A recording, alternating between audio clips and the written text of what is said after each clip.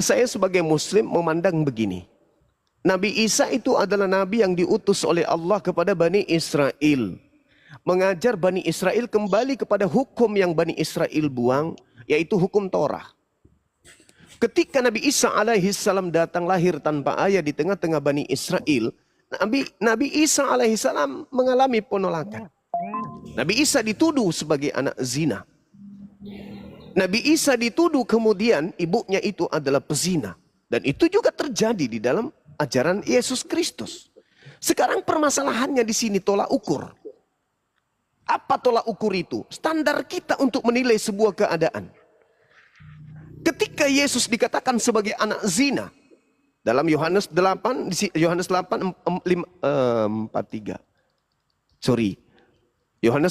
nomor 37 sampai kepada nomor 44 itu uraiannya Yesus disindir sebagai anak zina tuh. Nah, Al-Quran pun demikian. Bible mengindikasikan kuat adanya tuduhan orang Yahudi kepada Yesusnya. Nah sekarang, apa pembelaan Bible terhadap tuduhan tersebut terhadap Yesus Kristus? Bagaimana dengan Al-Quran dengan tuduhan itu? Di dalam Al-Quran ketika diceritakan oleh Allah kepada Nabi Muhammad SAW, waskur fil kitabil Maryam. Ceritakanlah wahai Nabi Muhammad, sebuah kisah, sebuah cerita, sebuah keadaan, sebuah kondisi yang dahsyat yang terjadi pada seorang wanita suci yang ada di tengah-tengah kaum Bani Israel. Dia kubuat hamil, dia kubuat melahirkan seorang anak tanpa suami. Apa respon umatnya? Dituduhnya sebagai orang yang melakukan persinahan. Apa yang terjadi kemudian? Sang bayi memiliki kemudian mukjizat mensucikan ibunya sejak dari bayi. Ini Abdullah ataniyal kitaba wa ja'alani nabiyan. Satu, seorang bayi memuliakan ibunya dan membela ibunya di tengah-tengah kaumnya yang menuduh kalau dia itu ibunya pesina dan dia adalah anak zina. Bandingkan dengan Bible, jangankan membela ibunya, Yesus memanggil ibunya panggilan ibu atau mami saja itu tidak pernah. Itu satu. Itu satu, Bang.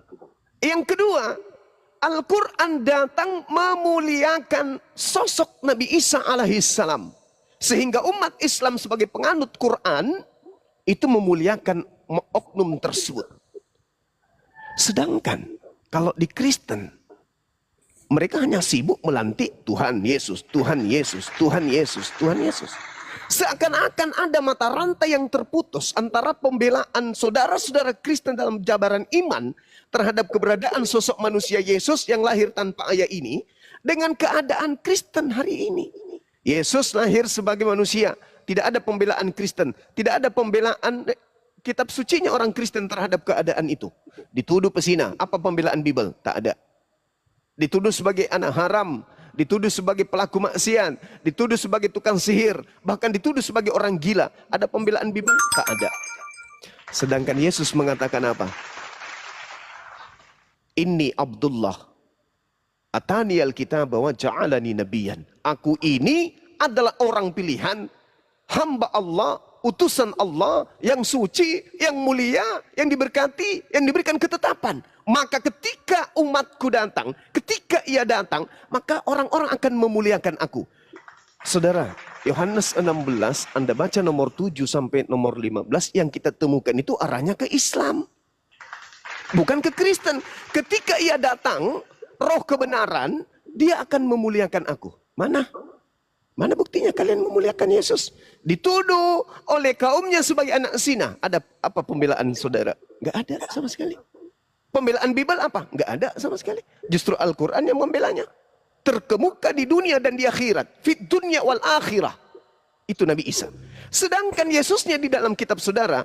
Ingat, kitab saudara itu saudaraku bukan kitabnya Yesus. Tetapi buku yang menceritakan tentang Yesus. Sama seperti Al-Quran. Al-Quran bukan bukunya Isa. Tetapi Al-Quran menceritakan tentang Isa.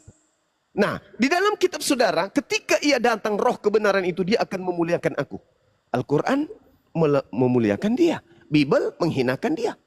Satu-satunya manusia yang menanggung seluruh dosa kemaksiatan manusia di atas muka bumi itu dilimpahkan kepada Yesus. Berarti Yesus adalah manusia